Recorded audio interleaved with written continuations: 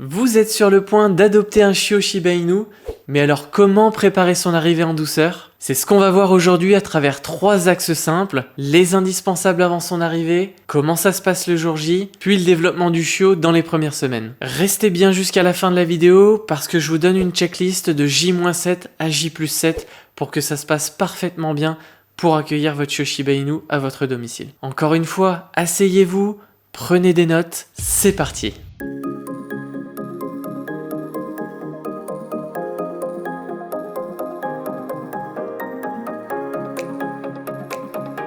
Bonjour à tous, moi c'est Alex.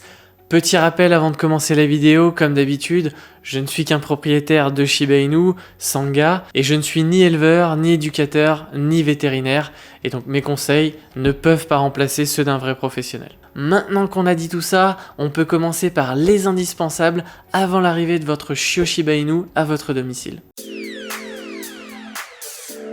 Sachez que les premiers jours demandent du temps, sorties fréquentes, routine à poser, les nuits peuvent être courtes, et donc prendre quelques jours de congé est indispensable pour être disponible pour votre chiot, l'observer un peu au quotidien, et puis le rassurer justement sur son nouvel environnement. Ça va l'aider également à se poser et à éviter de cumuler du stress et de la fatigue. Avec Sangha, j'ai posé une semaine complète, cette présence m'a permis de multiplier les sorties, de le rassurer et de commencer à installer des repères stables. Et si je devais recommencer, je referais exactement la même chose.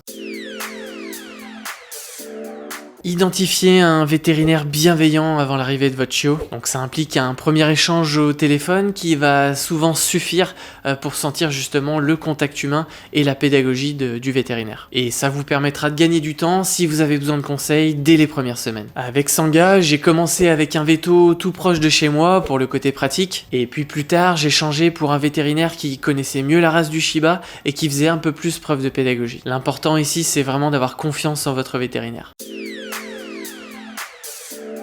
Le Shiba est plutôt robuste, d'ailleurs j'ai fait une vidéo sur les caractéristiques du Shiba que vous trouverez juste ici, mais un imprévu est vite arrivé. Ici 2 solutions existent, soit vous vous tournez vers une mutuelle, soit vous épargnez de votre côté pour justement, en cas de pépin, subvenir aux besoins vétérinaires de votre Shiba. En ce qui concerne la mutuelle, il existe des acteurs comme SantéVet qui vont venir rembourser l'ensemble des frais vétérinaires et ça permettra derrière de sécuriser votre budget si vous préférez cette option. Pour le coup, de mon côté, avec Sangha, j'ai pas pris de mutuelle et j'ai plutôt opté pour l'épargne mensuelle.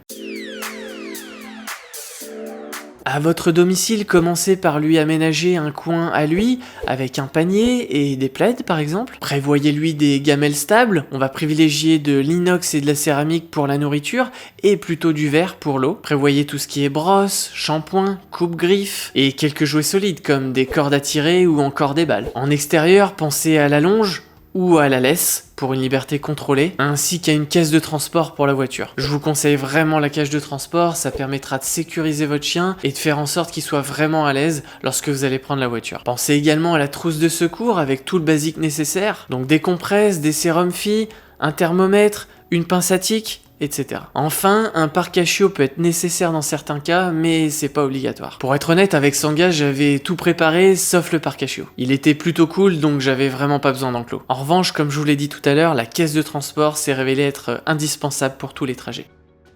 On vient de voir tout ce qu'il fallait préparer avant l'arrivée de votre chiot à votre domicile, et maintenant on va voir comment ça se passe le jour J. Si possible, laissez un plaid ou alors un t-shirt avec votre odeur chez l'éleveur quelques jours avant, parce que ce repère olfactif va vraiment faciliter la transition vers votre domicile. Avec Sangha, je lui avais laissé un t-shirt à l'élevage, ce qui a facilité derrière son adaptation et la transition vers chez moi. La caisse de transport reste réellement la solution la plus sûre en voiture. Pour le premier trajet, si vous êtes 2, pour rassurer le chiot, la personne à côté de vous peut le prendre sur les genoux, mais derrière, pour tous les trajets suivants, on reviendra à la cage pour commencer à l'habituer petit à petit. Quand je suis allé chercher Sangha, on était 2 et du coup il a dormi sur les genoux du passager et il a été vraiment adorable, il a ni pleuré et il a même dormi tout le trajet. Donc c'est pour vous dire, il était vraiment comme chez lui. Et par la suite, du coup, j'ai commencé à l'habituer à la caisse et je l'ai utilisé systématiquement. À l'arrivée à la maison, présentez-lui l'eau, montrez-lui la gamelle et son couchage et laissez-le explorer sans vraiment forcer le contact. Les premiers accidents sont totalement normaux, on nettoie et on le laisse encore découvrir. Mieux vaut prévenir que gronder. Pour Sangha, en quasiment 4 heures de voiture et 2 arrêts, il a jamais voulu faire ses besoins et il a tout lâché une fois arrivé à la maison. C'était le combo stress plus nouveauté, mais du coup j'ai tout nettoyé et on a enchaîné. Mettez les plantes hors d'atteinte, rangez les câbles, fermez l'accès aux pièces sensibles et installez même une barrière si vous avez des escaliers. Il faut savoir que le chiot découvre tout avec sa gueule, donc mieux vaut sécuriser que réprimander. Avec Sangha, j'avais préparé tout l'appartement pour qu'il explore sans danger. Décidez ensemble ce qui est autorisé ou non, canapé, lit, horaire, etc. Et surtout, tenez-vous-y. Croyez-moi, avec un Shiba, la cohérence évite la négociation permanente. Avec Sangha, j'avais briefé mes amis, on dit bonjour calmement, on laisse venir le chiot et on respecte les règles à la maison. Et ça change vraiment tout sur son apaisement. En ce qui concerne l'alimentation, gardez les mêmes croquettes que votre chiot avait à l'élevage pour éviter derrière tous les troubles digestifs. Puis derrière, transitionnez doucement vers d'autres croquettes si vous souhaitez changer d'alimentation. Une transition d'environ 7 à 10 jours. Avec Sangha, j'ai commencé avec les croquettes de l'élevage, il me semble que c'était la marque Pro-Plan. Puis derrière, je suis passé à la marque Origène, que j'ai trouvé chez Zoomalia. D'ailleurs, petite parenthèse, sachez que vous pouvez profiter de 5% de réduction sur tout le catalogue Zoomalia avec le code promo que je vous mets juste ici. Et aujourd'hui, je suis passé à la marque Franklin qui plaît vraiment bien à Sangha. Encore une fois, je vous invite à aller sur mon site sanghazeshiba.com où j'ai rédigé un avis complet sur la marque Franklin. Comme ça, vous pourrez pas vous tromper. Et en plus de ça, vous bénéficiez de 30% de réduction sur votre première commande et de la livraison offerte avec le code promo Sangha30. J'ai plutôt bien géré les transitions avec les croquettes et j'ai jamais eu aucun problème. Sangha n'a jamais eu aucun trouble digestif, donc pour le coup je touche du bois, mais tout s'est très bien passé.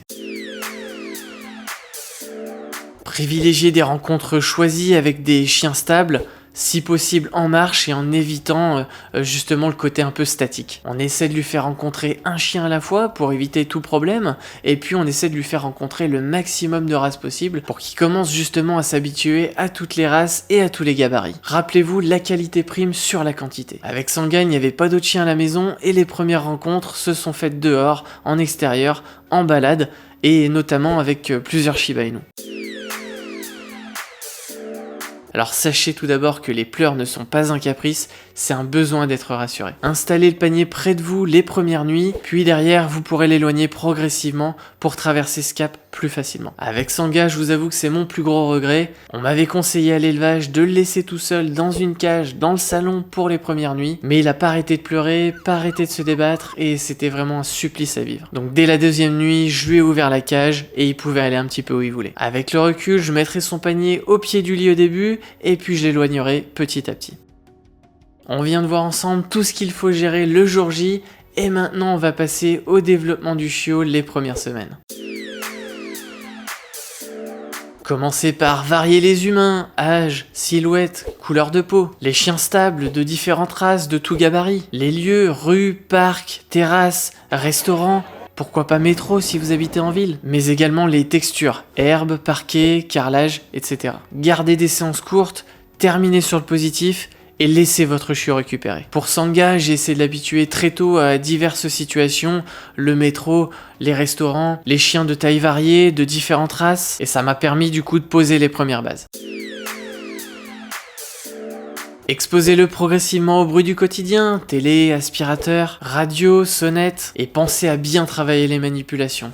Manipulation de la tête, des oreilles, des dents, du corps en entier, pour commencer à l'habituer derrière aux manipulations chez le vétérinaire. Pensez bien à le récompenser après chaque action positive. Je vous conseille aussi de faire des visites positives chez le vétérinaire, c'est-à-dire que vous allez y aller sans but précis, donc on y va, on fait un petit tour, on le récompense et on repart. Ça va lui permettre derrière de ne pas associer le vétérinaire à quelque chose de négatif. Et croyez-moi, c'est quelque chose que je n'ai pas assez travaillé avec Sangha et aujourd'hui, petit à petit, malheureusement, il est devenu un petit peu réactif chez le vétérinaire et donc il y a un petit travail de pédagogie à faire avant chaque visite. Concernant le matériel, associez-le à des moments calmes. Présentez d'abord un collier simple pour commencer les balades sans tirer. Et une fois qu'il est bien habitué, je vous conseille de passer au harnais qui sera quand même beaucoup plus confortable pour votre chiot. Avec Sangha, j'ai commencé par le collier pour lui apprendre justement à ne pas tirer et je suis passé quand même relativement vite au harnais puisqu'il était vraiment très très cool en balade, donc il n'y a eu aucun souci de ce côté-là, il s'est vraiment habitué aux deux très rapidement. Et la transition s'est vraiment faite sans accroc. En ce qui concerne l'adolescence, préparez-vous à une baisse d'écoute, une baisse d'attention de votre chiot, donc un rappel un peu moins fiable, il va potentiellement recommencer à manger tout ce qui traîne dans la rue, et donc derrière ça va être à vous de faire preuve de fermeté pour lui réapprendre tous les bons gestes et faire en sorte que derrière ça se passe bien. Mais surtout restez cohérent. Longe, rappel facile et récompensé, une bonne gestion de l'environnement et surtout beaucoup de répétitions. C'est vrai que Sangha il a eu sa période adolescent et c'était pas facile au début, il a fallu retravailler beaucoup de points, notamment le rappel, le tu-laisses parce qu'il avait tendance aussi à tout avaler dehors, donc c'était pas une période très facile, mais en reprenant point par point, j'ai réussi à traverser cette période plutôt délicate sans trop d'accro. Donc plutôt positif. La taille adulte arrive aux alentours des 1 an et demi selon les individus, mais le tempérament, lui, continue d'évoluer. Il faut savoir que beaucoup de Shiba deviennent de plus en plus sélectifs lorsqu'ils grandissent. Par sélectif, j'entends sélectif avec les chiens et les humains, c'est-à-dire que potentiellement ils vont être un petit peu moins tolérants avec certains chiens qui n'ont pas forcément les codes du Shiba Inu et avec certains humains, pareil, qui n'ont pas les codes du chien. J'ai observé un réel changement chez Sangha aux alentours de ses 3 ans et demi. Avant, il jouait beaucoup avec ses copains et j'avoue que du jour au lendemain, il a commencé à être un petit peu plus sélectif, à moins jouer avec les copains et être un petit peu plus dans son coin, à faire sa petite vie pépère. Et aujourd'hui, ça lui va très bien, il a vraiment trouvé son équilibre. Voilà, vous avez toutes les cartes en main pour gérer l'arrivée de votre chiot Shiba à votre domicile. Mais avant de terminer la vidéo, je vais vous donner une checklist de J-7 à J+7.